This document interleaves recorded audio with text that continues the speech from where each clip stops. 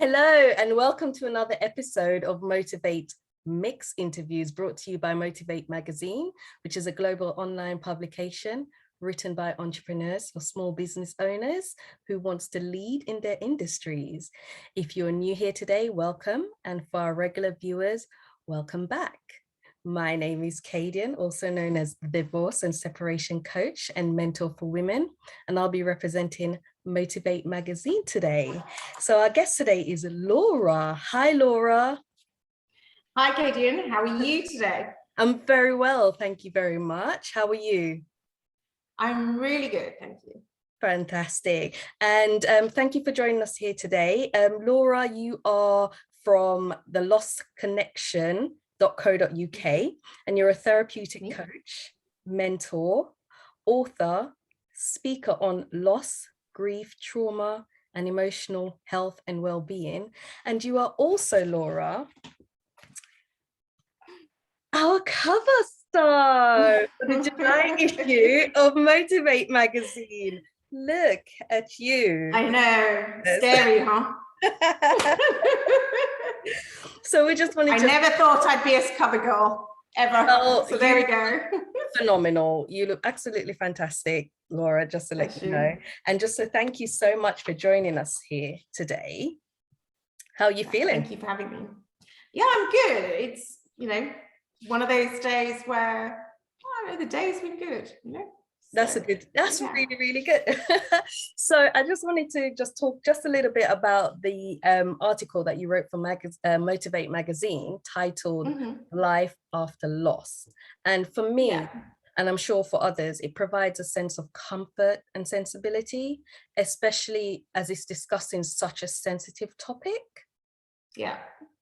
And I know the inspiration behind this article couldn't have come easy for you and easy for you to face. I've read your story and you've shared with us some experience of the great loss that you've endured in multiple areas of your life back in 2016, and remarkably was in such a short space of time also.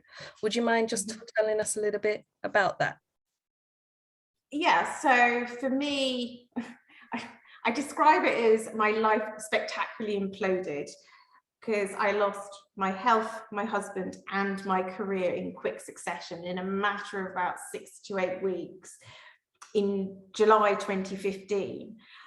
But I went back to work, kind of felt like I was wading through treacle in this parallel universe to the one that everybody else was living in, and still kind of grappling with my health, having spent a month in hospital, experiencing every single symptom that my husband had done of pancreatic cancer, and including the severe jaundice, which kind of leaves you, well, basically my body was shutting down, and jaundice, which I didn't realize at the time, ultimately affects your memory and what your capability is to string a sentence together. So I certainly couldn't have had this conversation with you back then.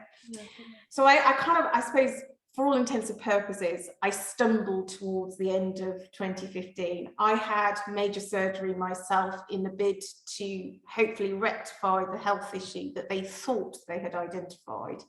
And it was that Christmas, so Christmas 2015, that my then 4-year-old nephew, Hugo, said to him, okay, on to lollipops, aka me.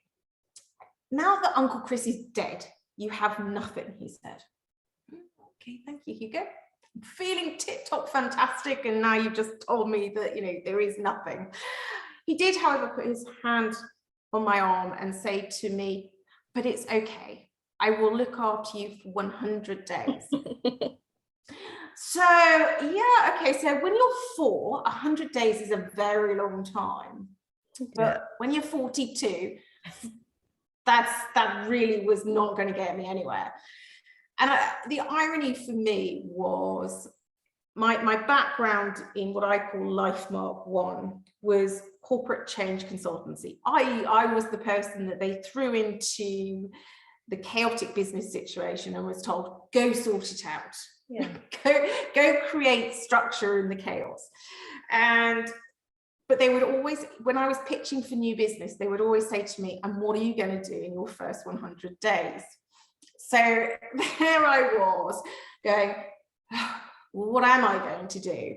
I tired of, the really unhelpful suggestions of, well, go back to doing ballet. Okay, I'm feeling slightly vulnerable. I really don't want to be standing there in a leotard at 42. As much as I love ballet, that wasn't the solution. What I needed to do was stop the world whizzing around me, and I needed to find sunshine.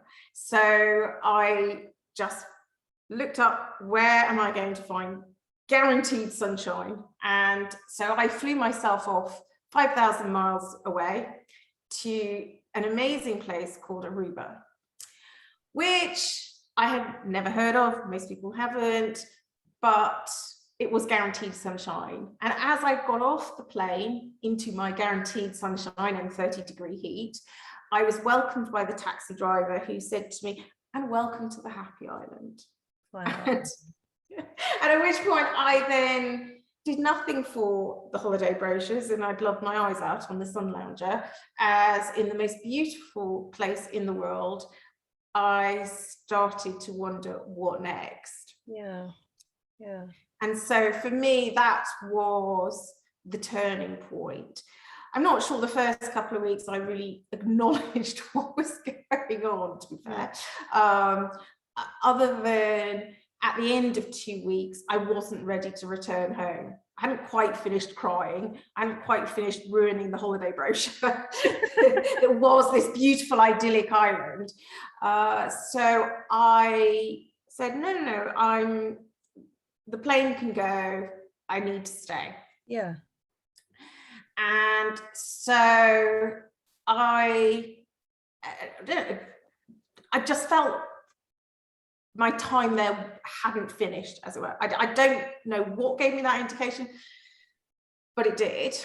And at that point, it was the case of, and I remember very vividly, it was a switch from the point at which I said, and stopped asking myself, how am I going to cope? Because I remember very vividly when my husband had died and I was sat there in the room with him after he had gone, and I was going, how am I going to cope without you? What am I going to do? You are my life. What am I going to do? And in that moment, when I was in Aruba, I remember very vividly going from how am I going to cope to actually what am I coping with? Wow. Mm-hmm. And there is a very distinct difference between the two, because we're so quick to go how and what do I need to do, but I often say to people, well, okay, so if I handed you a spanner and then you suddenly told me, but I'm putting up a picture, so a spanner is pretty useless. But if you know that you're putting up the picture, then you would ask for a hammer. Yes. To put it out. Yes. And this is the thing, and we're so quick to get into the doing that we fail to stop to pause about what it is we're actually doing. And so I think that for me was at the point at which the table started to turn, and I started to ask myself 3 very fundamental questions around what, and that was, who am I now? What matters most to me? Mm-hmm. And what makes me feel truly alive? Because the one thing I wanted to feel was to feel truly alive. Wow. To know life beyond boundaries. What that looked like, I had absolutely no idea, but that is the feeling I wanted. And so on that beach in May 2016, Project Me, as it's affectionately called, was born. And I now, some 5.5 years later or so, live the reality of Project Me. So my article was written knowing the journey that I've been on, but also knowing too how somebody recently asked me, what is good grief versus bad grief? And what for me, good grief is about expression. And the thing for me is that this time around, got more good grief than I would say I have bad grief, because I have expressed where I'm at. My bad grief experience was, and this is one of the reasons that I had to find a way that was different, was age 13, I had a water skiing accident and I ripped my hip muscle. And ultimately, I call it, I went to bed for 2 years. I lost my mobility gradually over time because it was a muscular thing. So it wasn't like a broken leg as such, you couldn't see it. I had a protective mother, rightly so, who was concerned about her daughter because she couldn't understand why suddenly going from playing high-level athletics, I played lacrosse, etc., to doing then suddenly nothing, taking me to loads of consultants who kept telling me, no, it's in my mind, so it's not real. And I'm not in a place where I'm socially interacting with people. And this is when there was no mobile phones, you didn't have internet, all the rest of it. So I was socially isolated. Oh. And back then it was, for me, I reached for control because the only thing I could control was food. Okay. And not eating. Was the control of choice, as it were. Yeah. And I suppose for me, that was bad grief because I didn't know the emotion I was experiencing. I didn't know how to take that next step to express emotion, to be able to move forward.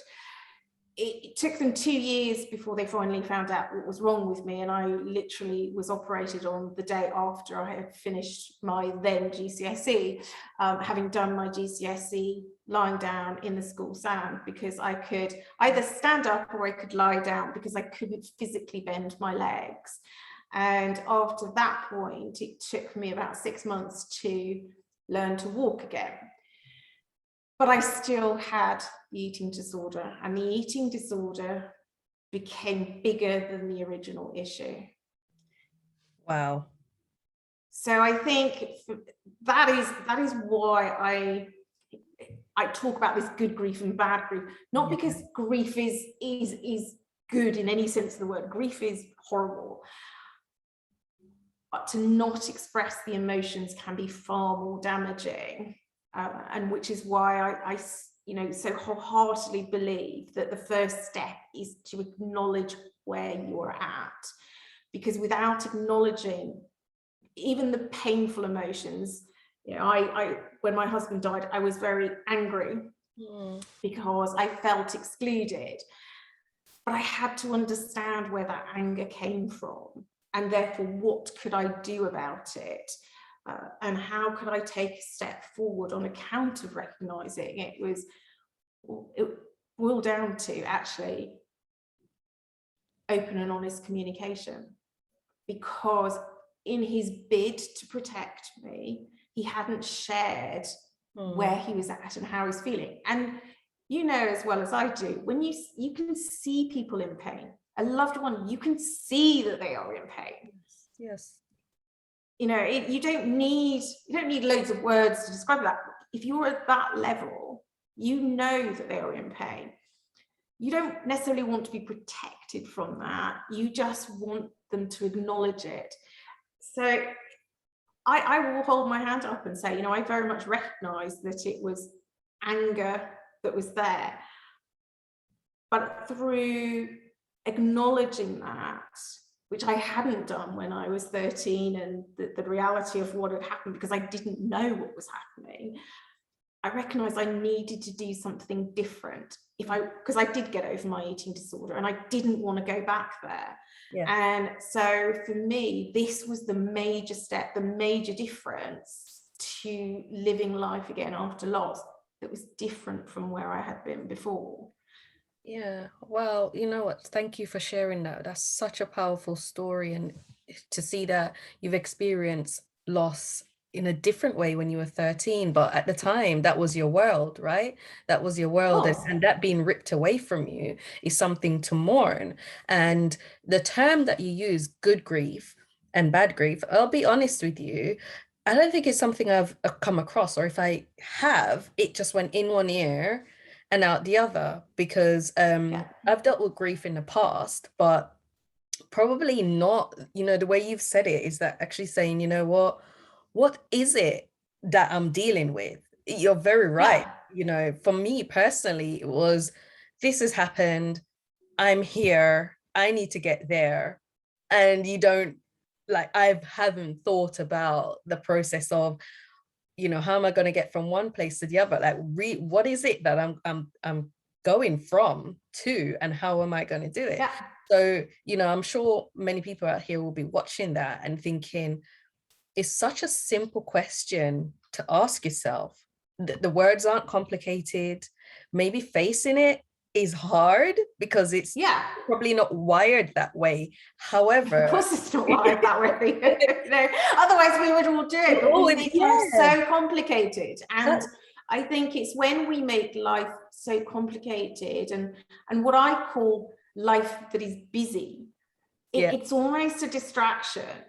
And actually, when we come back to life in its simplistic form, and that's not to say that life is simple, because life most definitely isn't simple, but it is to see it for what it presents itself, rather than to see it with all the complications.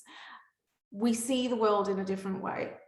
That's, what, I just really appreciate you sharing that, because it highlights that you have different areas of grief. Often we think of grief as losing a loved one, but you lost your job at the time, you said your health was affected. So we need to understand that it's something that you're attached to. If it's ripped away, pulled away suddenly, even if you know it's coming, it will do some serious emotional triggering for you. Is that correct? Without a doubt. Without a doubt, Kadian. They say that there are over 40 different situations that can evoke a grief experience. Okay. And I think we have to go back to, well, what is grief? I think people get lost, if you want to call it, there's irony in that, lost in the word grief, because we don't go, grief is just one word, like anger, sadness, happiness, all the rest of it. But the reality is, grief is a multiple of emotions, or myriad of emotions. And for me, grief arises whenever we have something that we have invested heavily, and you talk about attachment, and this is absolutely the case.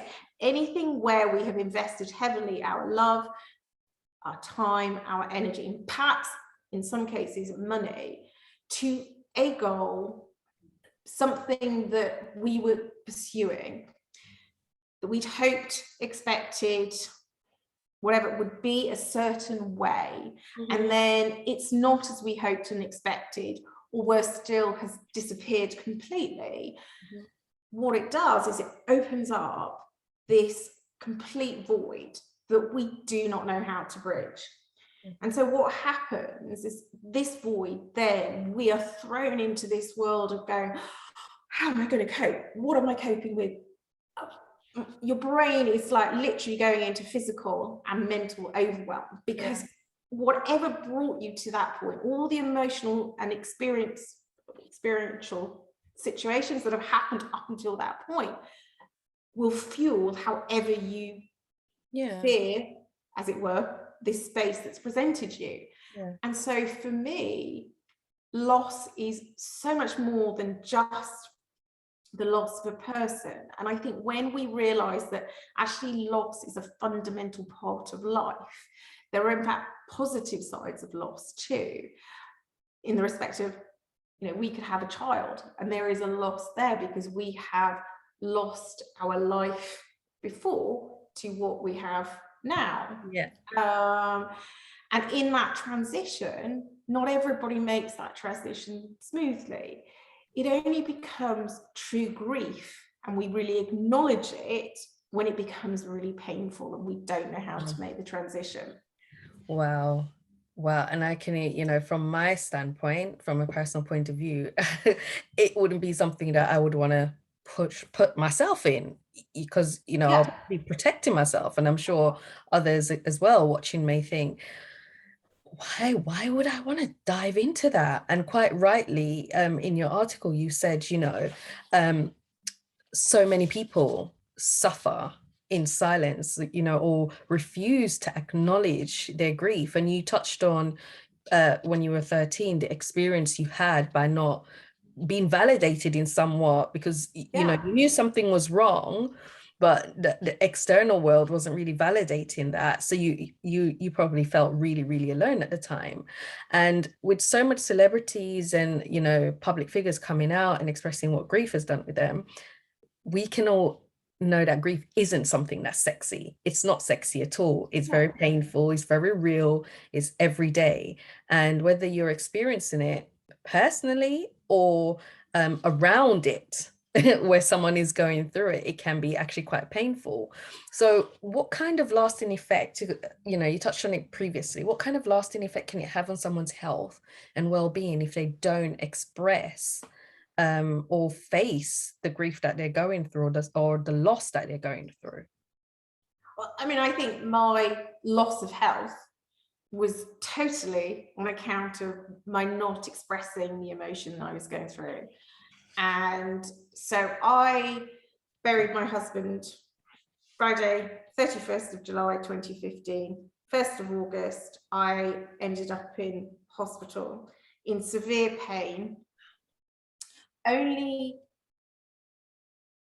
was because they thought I had a mild urinary infection. And they said, oh, well, let's just keep you in overnight. And at that time, they had a sort of, I don't know, a 12-hour waiting ward type thing. There's a special name for it. But anyway, within 2 hours or so of my being in there, I was severely jaundiced. My liver function, ALT levels, as it's called, should be, if I recall correctly, around 50. Mine was off the charts. I was over 7,500. I was severely jaundiced. My body was shutting down. That was the response to what had happened, because I had just carried on. I didn't feel necessarily exceptionally stressed, but my body was responding and shutting down. I was now experiencing every single symptom that my husband had of pancreatic cancer before he died. It took them nearly 2 weeks to discover I didn't have pancreatic cancer. I spent 2 weeks in isolation, rigged up to all sorts of machines, and with people exceptionally worried. I was having blood tests every 3 to 4 hours, to the point that they were taking blood out of my toes because my veins were collapsing. And they were very concerned because they couldn't understand why my body was doing what it was. They'd gone through all the standard questions. Have you done this? Have you done that? Have you done that? They could see from the scans the internal inflammation. They couldn't understand where it was coming from. The only conclusion they came to at the end of 4 weeks, when finally my, as I say, ALT, so liver function levels, had reduced, was that I had effectively taken on the stress of my husband in his last hours, and that my body was responding, and that I was the total empath, because they had no other answers. And the thing is that, whilst that sounds completely crazy, I had a mini episode at the beginning of January 2020, and it was, when I say mini, my ALT levels only reached 4,500 rather than in excess of 7.5. So hey, I was only a semi-yellow minion. Exactly. I was only half a minion. I wasn't a full minion. And they kept saying to me, well, had I been drinking heavily, had I been taking loads of paracetamol? And I said, none of the above. But the only common theme was the level of stress that I had been managing. Again, as I say, I wasn't feeling stressed. I felt actually quite in control of the situation. And it was after 4 months of having to manage a house renovation project where my builder had come to me and said, okay, I'm really sorry, but having just gutted your house and knocked the back wall of the house out, and oh, by the way, you did 30 grand that you thought had bought windows and a glass conservatory is missing in action. I'm bankrupt and I can't carry on the job. So you can imagine I took a very sharp intake of breath and went, oh, okay. So after about 2 or 3 days, I did end up working with the builder in a different way. I did end up getting back my 30 grand because I renegotiated the contract, and I am now sitting in the kitchen that was one of the masterpieces of what I was envisaging. But again, I hadn't realized how much I'd taken on in what I was doing. Yes, mentally, I was capable of doing it, and I could project plan, and I could, do all these things. But you don't realize how much the body is storing what you're doing. Yeah. And so ironically, January 2020, I could feel myself over Christmas starting to feel in a little bit of pain. And there I was. I spent only 2 weeks in hospital this time though. Well, and I'm glad that you're better, and that it's in some way, when you feel stressed, or your body feels the stress, but you don't know that it's feeling the stress by the sounds of what you're saying, because you just got that get up and go and get it sorted, like built in you, is that I'm glad that you clicked to come around quicker than you did previously. But this isn't like, your case isn't just an isolated case, is it? I'm sure this happened to a lot of people, because I haven't experienced anyone personally who's gone through a deep sense of loss. So that doesn't mean they haven't been going through it. Maybe I've just been blind to the signs of it, or maybe I'm not as close to people as I think. So what would you say for someone who's around people maybe day in, day out, or over a couple of days, if they've experienced loss or grief recently, or maybe it's coming up to an anniversary or something? Are there any sort of signs that they can look out for to realize that the person's not coping, or they need a sort of intervention? I think it's really, really hard because everybody deals with grief differently. And I think that is the issue, is nobody can understand from another's perspective what the relationship that has been lost and the attachment that's been lost.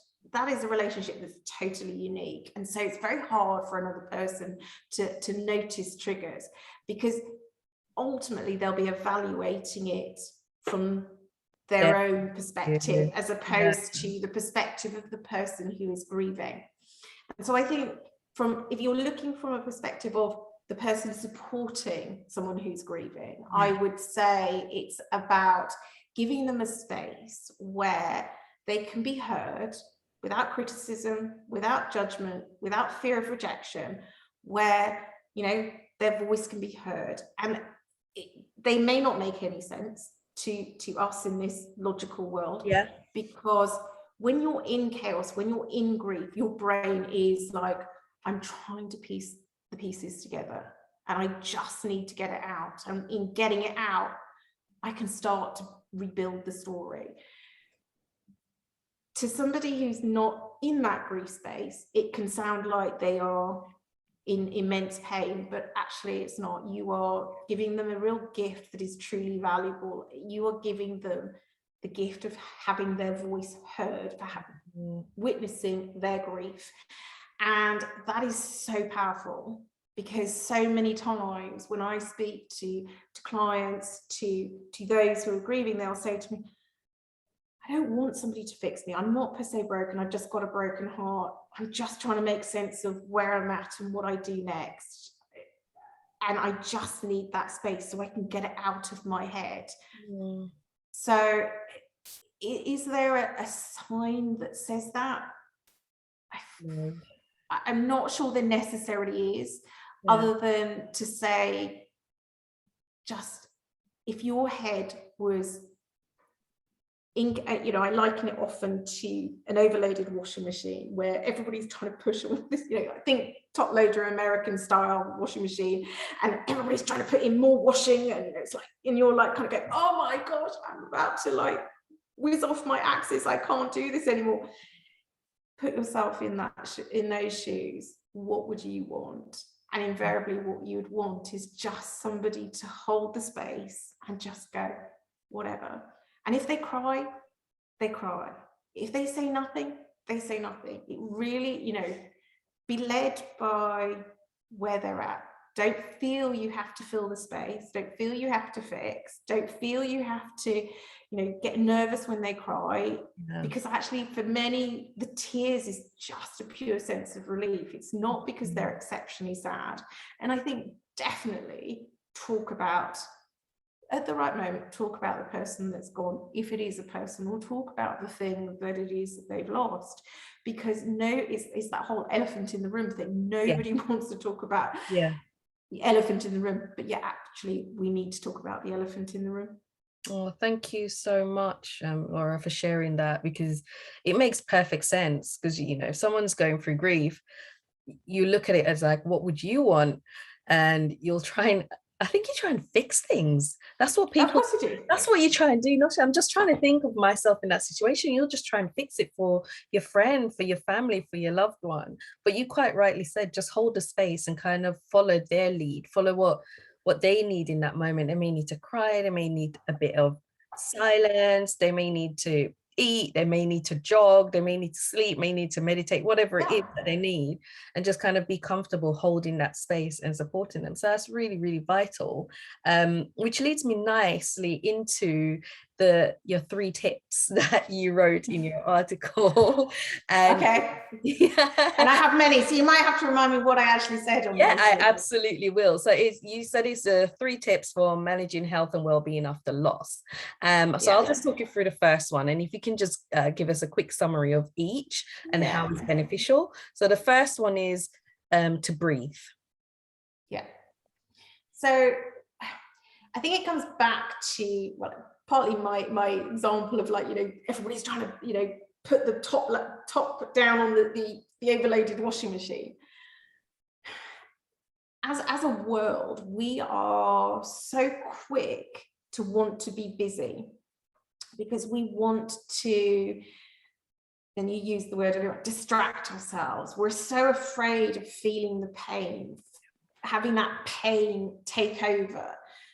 We forget to breathe, we forget to pause. And it's not necessarily, I'm not telling you to sit, because I will be the first person to tell you, if somebody turned around to me, go meditate, I'll just go, okay, my brain is way too busy to meditate. So let's just scrap that idea. But what it is about taking a pause, that the worst has already happened. Just take one step at a time, and you have to pause before you do that. So like I say, it's breathe before you take a step. Breathe, pause, whichever way you want to look at it, but that's what I'm saying. Brilliant. And I think you kind of mentioned this, but the second one is pace yourself. Yes, I call it snail. And of course, it goes back to the story of the tortoise and the hare. But one of the things with what they affectionately call widow brain or brain fog is that you don't remember things, and that's a response to the trauma that you've experienced. But somewhere along the line, I ended up calling the tortoise a slow snail, but it's stuck and people thought it was funny, so maybe it's just a pattern interrupt, and so it's now slow snail. But it's this recognition that having experienced major trauma, our bodies are like working overtime to nurture our emotions and our brains, and therefore to try and expect that we can operate physically at the same level as we did prior to the loss is just unrealistic. And people say, oh, but you're not doing anything, you're lazy, this is other people. And it's not that we're lazy, it's just physically, at the end of the day, see us as like a battery. not, we're obviously far more beautiful than a battery, but a battery only has 100% energy. It can't suddenly get an extra 20% because it's going to work harder. All it means is it's just going to lose 20% from elsewhere. And that's true of ourselves. So if we, in loss, have had to direct 20% more energy to healing our emotional trauma, that means physically we're going to be taking that 20% from elsewhere in our body. Very true. And so we will not be able to operate at the level that we did before. And we need to be kind to ourselves with that, because if we're not, that's when we're more likely to get sick. And the amount of research that's out there that says the number of people who get sick very quickly post a major loss, and it all boils down to the fact that we try to push at the level that we did before, partly because we don't want to stop, I give you that. Yep. But also because we also feel that we feel like we're failing, because we already feel like we've failed in some way in losing our loved one. And therefore, in this scenario, we're like sitting there going, okay, well, I've just got to work harder, because if I work harder, do more, we'll get a different outcome. Yeah. But the reality is that no amount of working harder, doing more gets you a different outcome. Really, yeah, thank you for sharing that so much, Laura. But the third is seek support. And you've said that this is the most important one out of the three that you've mentioned in the article. Tell us why. There are many, many reasons. I think one of it is, especially in the early days, the early weeks, is back to my washing machine analogy. You are spinning out of axis. There are so many unknowns. You are in a territory that you don't know, you've never navigated before, and you haven't got a map. The world feels like you've never noticed it before. By having the support of another, it allows you to have this grounding to help you feel anchored. And for me, there is that bolsters where you're at to be able to feel steady, so that the steps that you make allow you to take a step more. They call it the domino effect, where, like a series of dominoes, that the first domino with the second domino has a 50% impact on it. And you only need one little step and it will just move constantly. That is the power for me of support, is that it can give you that grounding to get that domino effect started, to mean that your small steps will cumulatively be better than were you there doing it on your own. And I think the other part for me is it's partly about grounding, and it's partly about, it's back to this whole thing, and I mentioned it earlier on about how my mother was protective when I had this water skiing accident.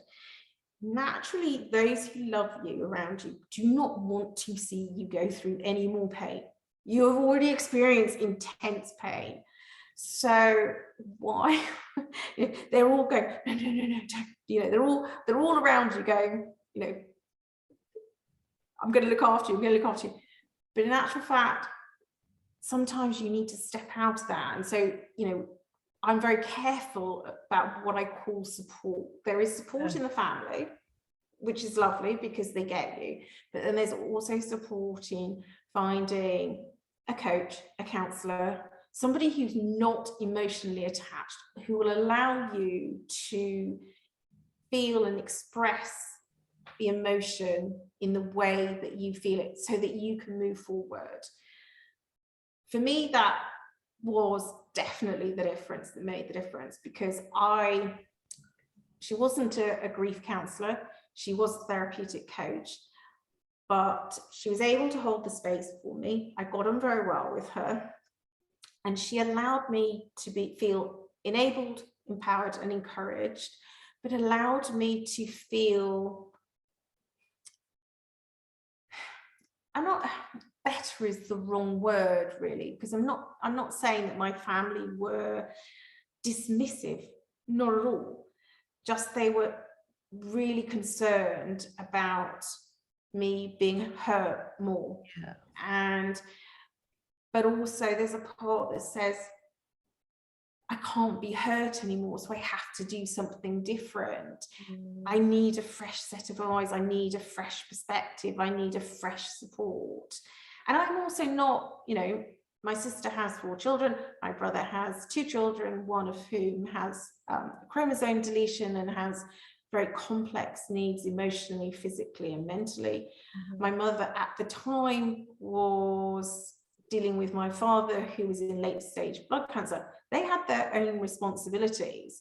And so this is not me being mercenary. This is not me going, oh, I just had to look after myself. This is just me acknowledging that there was something I could do for myself. And so I found support, and support also is beyond that. Support is about community too. It's finding a place where you can feel validated in what you're doing or what is being experienced. I talk often of torchbearers. For me, they are those who've gone before. I also talk of light leaders, those for whom, no, they haven't experienced necessarily what I experienced, but they inspired me. One is Brené Brown, who Gandhi's another. What they had to say inspired me to keep moving myself forward. And so, when I say, support comes in many, many guises. Yeah. And it's whatever is right for oneself, but do not underestimate the power it is for that to taking your next steps forward. Beautiful. Thank you. And you know what? You shared so much of you as well. And like I said, I've read your story, but so much that you've said, I haven't seen some of it, for example, when you hurt yourself when you were 13 and your mom being really, really protective. And obviously you shared you shared about your mom dealing with your dad when he was going through his illness and your brother with his child. And in that, there was just like a little flicker that although you needed to take the next step in terms of seeking external support where it wasn't family, you also in your grief considered your family and probably not burdening them. So in a sense, you came across as being quite protective, although you were in your throes of grief. You were still conscious. There was that human nature in you, and the love you had for your family is so automatic that even in your own sense of trying to deal with what you're dealing with, you were kind of like, okay, no, but I still need to protect my loved ones in a sense, and I'm going to move forward and do something. That's beautiful. So if we had to just sum up, maybe just little words of wisdom or a little phrase, just a few, or a song, or a song, or a book, or something, just something that our viewers here can take away today, who may be going through a sense of loss or grief, something that they could maybe listen to or hold on to and think, ponder on. Do you have any sort of phrase or anything that you can share? There are so many, Kadian, but I think something that instantly springs to mind, and there is a true resonance for this one for me, is from a guy called Randy Pausch, who wrote The Last Lecture. And he said, we cannot